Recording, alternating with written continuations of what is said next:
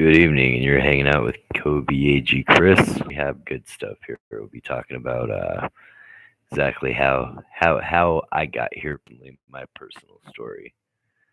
But first, I'm in very bad turmoil. See, when you're doing a feed, you you you have a cigarette, but you can't find a lighter. It's one of life's travesties. It's exactly like having peanut butter and no jelly. It's like having a hot dog and no bun. I mean, unless you're on like the keto diet, then I suppose you're going through on a good note with that. But yes, nothing like an unlit cigarette to start your night. Yes, I am a hot smoker. So, with that little shindig out of the way, we're gonna go ahead and move on to some interesting that I found on the internet. And for recap news, police shut down 8-year-old Ohio girl's lemonade stand. Yes, this actually happened. 8-year-old Asa Baker, her lemonade stand at her dad's little expo. Um, she got police came up, no complaint. Said that there was allegedly complaints, and yeah, police came up and shut her down. Anyway, local business owner, after the whole shindig had gotten down, offered to help get any permits to set up her lemonade stand legally, I guess. And so I don't know how that story ended. Um, but they gave her a shirt and it says on the back, "I run a lemonade stand like a boss." Yeah, that's pretty funny. Person that even shut her down, this cop gave her $20 for the trouble, and I thought that was awesome. She wasn't back in business, and said it's true what they say about lemons. You know, life gives you lemons, make lemonade. So I thought that was a pretty funny story here. That they shut down a little girl, but they did bring her back up, all in good fun. So that's for the news. On the deeper side of the news, Japan urges citizens to drink more alcohol. Alcohol consumption in Japan falls from 2005 to 220 people were leaked. They were drinking 100 liters per person uh, per year. Now they're drinking 75 liters per person. I guess they're trying to kick up the alcohol consumption in Japan and by boosting the economy with what other than booze. I'll tell you one thing. I've drank my fair share, but you go broke and let your own personal economy go absolutely down the friggin' toilet, it will absolutely be alcohol. There's none other. It is top dog and plank number one, buddy. So I do have a bunch of those links on the description below. You'll go ahead and find them. As for now, we'll move on to my story. I am what they call a textbook addict. That's when you're destined at a young age to lead a life of exploration of the many different mind altering experiences that they have to offer. So I'd say 13 is a pretty good age to start this off at. Not a good age to start, but to start this story off. 13 was my first experience with marijuana and drinking. Um, hey, when your neighbor's a dick, he'll help you out.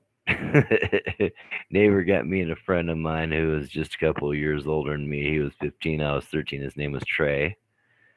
Um, and drink butterscotch schnapps because of that whole endeavor. So here we are, moving forward. After that, I guess I didn't learn my lesson because drinking became an all the time norm for me. It was drinking and smoking weed. Smoking weed, I wasn't drinking. I wasn't drinking, I was smoking weed. I think I still hold the world record at my high school in Reno, Nevada for most days consistently missed. Not to mention the day that me and my friend had gotten back, redheaded kid named Scott, the day that we got back to school, We got Das Boot for smoking on campus. We had walked onto the parking lot about to put our cigarettes out to go back to class. Dean of students popped out. I think his name was actually Dean, come to think of it. Yeah, big guy, had a Boris looking head of gray hair. The dude looked like he could have been like a prize fighter back in his day if he wasn't so goddamn old. He pulls us in the office and lets us know how many days we'd missed, like we'd never had a friggin' clue on planet Earth. Then decides to go ahead and suspend us for a day after we've been gone. We're like, dude, we've been gone for like 45 straight days. I mean, truancy had been called and everything. It's probably harsher nowadays, but back in those days, I think 45 is the maximum before truancy gets called. I know. I spent those 45 days under a bridge, not learning a damn lesson except for drinking and smoking weed. Got suspended. Ended up moving to a place called Elko, Nevada, because of all the drinking and drugs. Obviously, you know, trouble trouble from the troubled youth comes into play. So to avoid getting my ass kicked from everybody, don't know why. Maybe I was just in a bad neighborhood.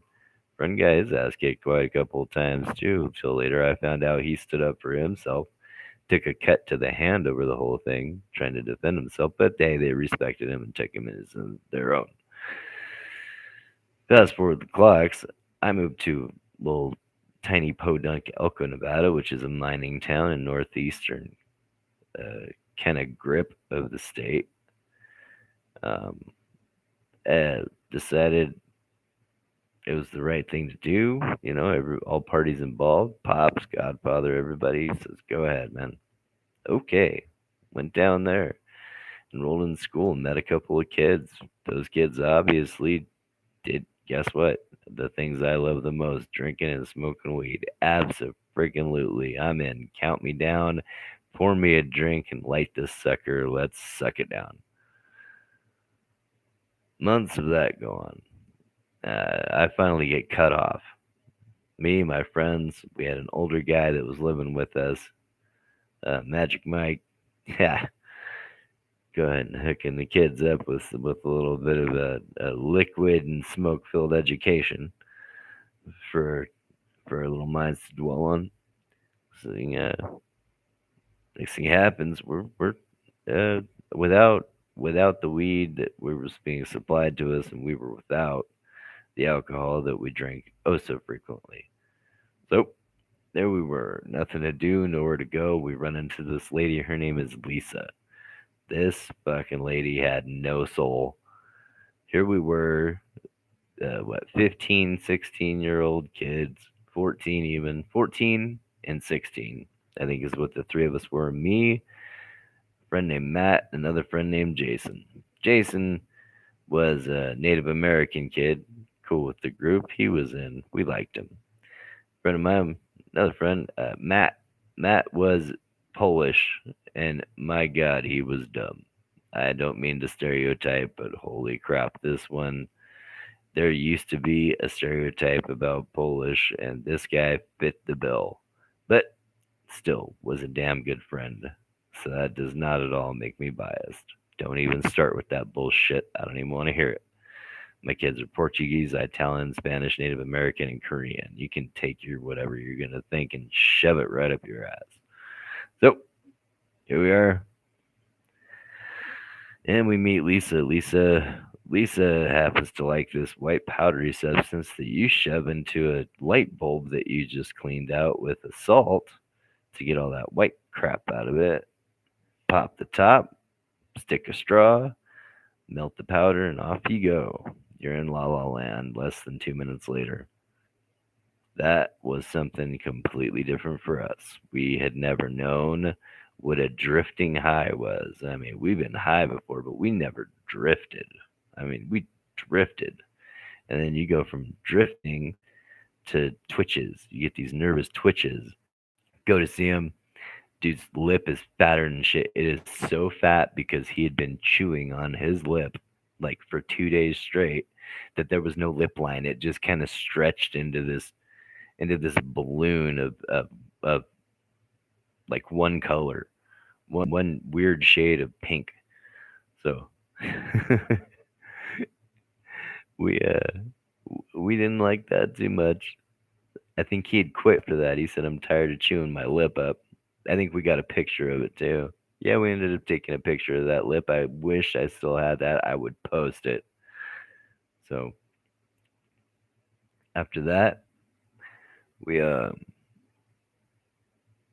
continued to do it. Me and my other friend Jason, the Native American kid, and um, I had decided that after I met a girl down there, her and I fell pretty much in love, and I gave up on it. I decided I want a girlfriend in a serious relationship. Unfortunately, the friend, I'm going to give him like a long distance, long since past dedication to his sobriety because from what I know, here we are 20 some years later, he is still on it. So, when somebody else is on it, you can't help but feel because you were involved in their first time smoking, whether you gave it to them or not, you have this certain sense of responsibility. Now I've since let that go because that is something that you absolutely have to do. You've got to let it go, otherwise it's just going to consume you alive like the alcohol consumption itself. So, long distance shout out to you, Jay. Hope you're doing okay out there and the world ain't getting you down too hard and you haven't been kicked in the guts too much. Smoker cough. I need a cigarette. That's why, because I'm sitting here with this sucker in my hand and I got no lighter. If anybody out there in TV land can magically throw a lighter through the screen, it'd be greatly appreciated. Moving on with the drug story, chapter 3. We've gone through the weed, chapter 1, alcohol, chapter 1, getting shipped to Elko, chapter 2. Now we move on to chapter 3. Chapter 3, I had been off of the drugs for a while, but alcohol still managed to come back into the picture. As painful as it was, call us gluttons for punishment. We just are that type of an addict. We are known as a textbook baby. We're chock full of grit. We don't fuck around. Oh, a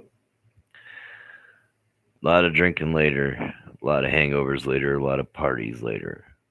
I had quit. I had gotten my act together once again over a woman, once again, the same woman.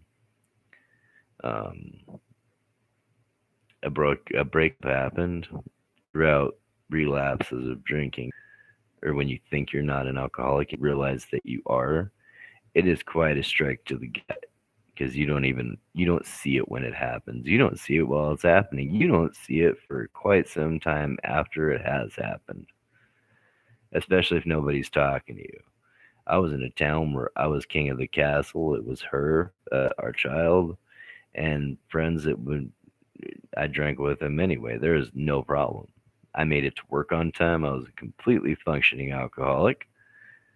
Um, yeah, it takes a toll when it hits you right between the eyes when you finally find out. And I wasn't told. I found out on my own. I go, holy shit. It's amazing how incredibly crazy I get when I'm drunk. And it's getting increasingly worse. I better quit this shit.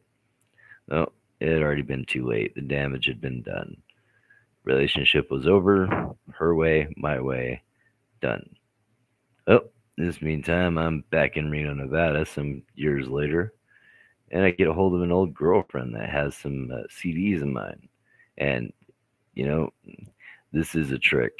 It is an absolute trick. A guy is going to deliberately, ladies, at some point in life, leave something at your house, something important. If he's smart, he'll leave it there so that years later he can contact you and get that back. And that was my plan. And I waited, good Lord, was it 9 years? I waited 9 years to get that CD back to try and get back in her life. And it worked like a fucking charm. Absolutely went off like clockwork. So here I am with this chick in Fernley, Nevada. Now, this funny thing about Fernley is you got Reno, Nevada, which is just at the foothills of the Sierras. And about 35 miles of mountain and cliff later, you reach the valley peak. After the peaks, you reach the valley low to a place called Fernley, Nevada. Population not very fucking many. So Fernley is AKA Ferntucky, because my God, there's a lot of goddamn, you know what there. A little bit more ways down the road, you get another town. It's a flatlands farm town. Definitely a lot of ranchers and ranch hands and good old boys riding around in trucks. We call that Fallon. Hey, so here I am hanging out in a semi-suburb spot of Ferntucky, and the lady that I was with, she had gone to college. Good girl at the time. Back, I helped her with her books and with transpo and anything I could. Here she was years later, graduated social work, did social work in Kentucky, had a degree from the University of Nevada, Reno. So this is not a dumb person. Um, Her and I were friends. We never took that step. Just the spark wasn't there. I mean, uh, I don't know. Maybe I'll pick a post to pick one of these days. Maybe I won't. I don't know. I think I don't want to violate her trust, even though her and I absolutely cannot freaking stand each other. Your man is not like that. Okay, my man? Not like that. I'm totally cool. So hopefully I keep true to my word and never post a pic of that. But hey, revenge is a dish best served swallow, man. So she leaves, comes back one day while I'm staying there with her, and she's got this little jar of what looks like honey in it. And I'm like, what in the hell is this shit? And she takes a pen cap and smears it. Now she knows about my drug past and my drug history. She did not want me to know about it, but she'd gotten in contact with a guy, and her dealer slash boyfriend wanted everybody to know about it, and she was naive enough to bring it up to me. Does it? But it's my own fault, by the way, kids. I mean, your boy, I totally take responsibility for all that. That's all on me. That is my shit. So no blame her way whatsoever, standard or not. So she whips it out, gets this pen cap, scoops a little bit out, and smears it on tinfoil. Lights underneath it, starts bubbling like meth does, and it smokes right up. Now it's got a really weird smell to it, and I'm like, gosh, what is this?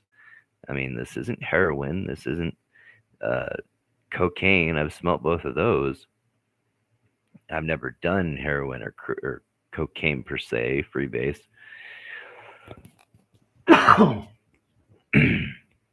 So I said, what is that? She goes, well, this is called schnizzle. I'm like, what the hell is schnizzle? And she goes, try some. All right. I went ahead and tried a little bit. Now, the first hit that I took of this shit, it tasted cheesy. Not like cheesy cheese, like cheesy is in terrible, corny, like hack drug kind of shit. Like something that you would see on like the faculty, that scat kind of shit, where it's like, oh, try a hit of this, put it up your nose, use in moderation. Yep, Zeke, shout out. Any faculty fans out there? Forget it. So, second hit, it starts taking a little bit normal and start feeling a little bit funny. So, third hit, I'm on the side of a house outside. Whole new world, man. Everything changed. It was the best tasting drug I'd ever had. And what was it other than, now they had called it schnizzle. It was, and another guy called it bath salts, but it was not bath salts. It was called methyl methcathinone, and it was in an uncut form. Now, like hep spice is like it's kind of a derivative of weed. You know, it's supposed to give you the same effects.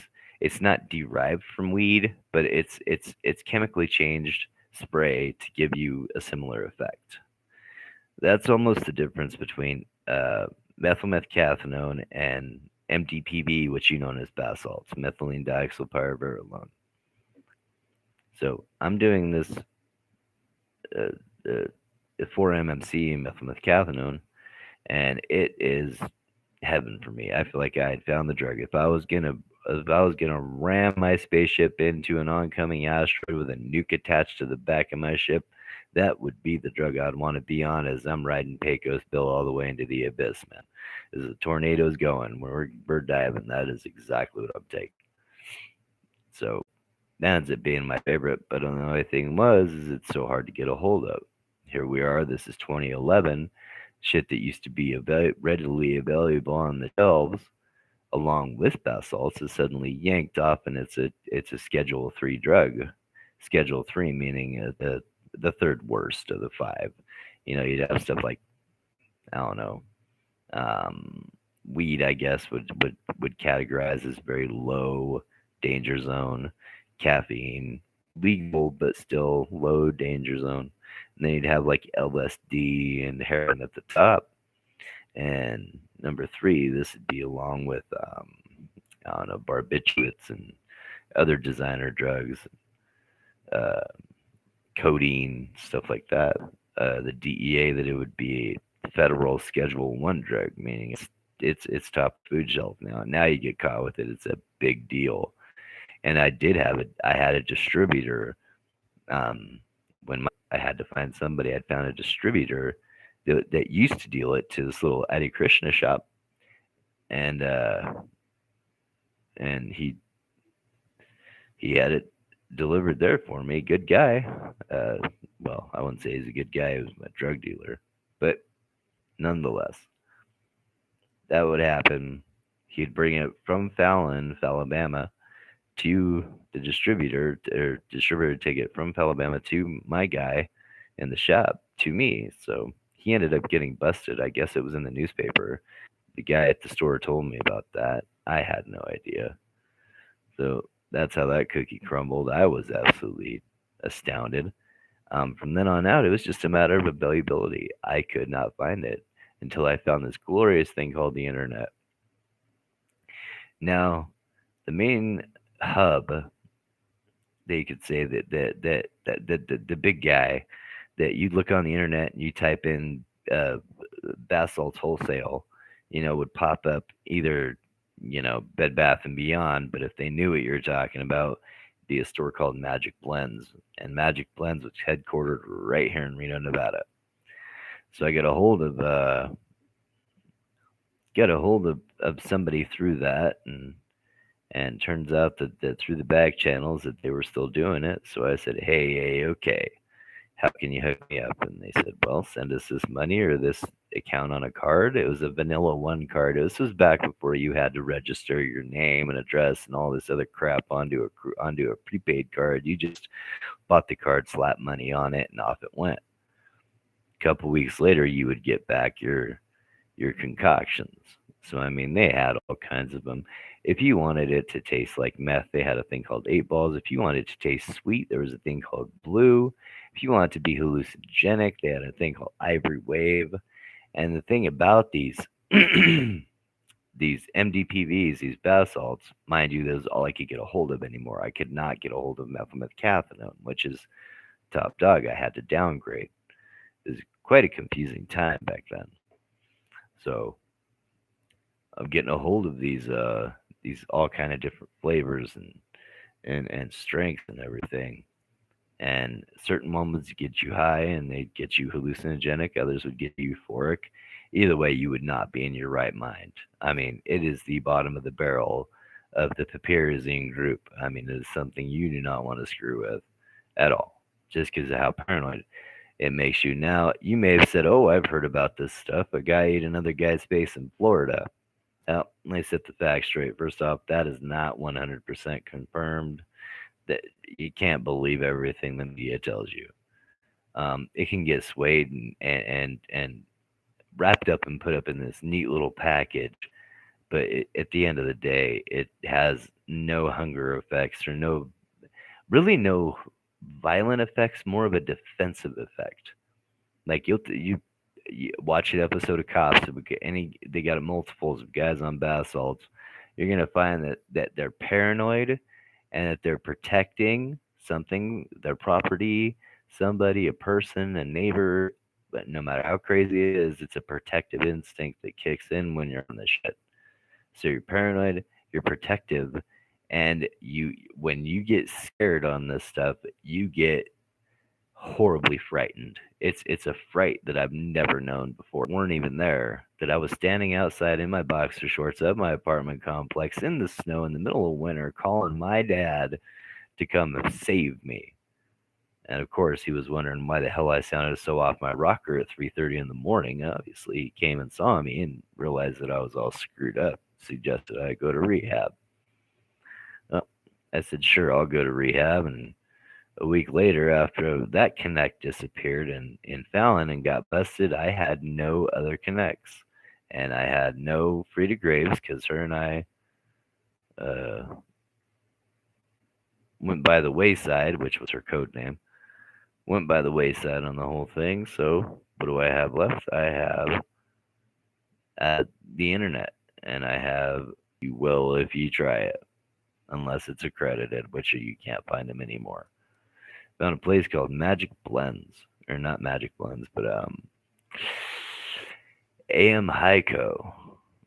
You can look that up. I'm hoping there will be something.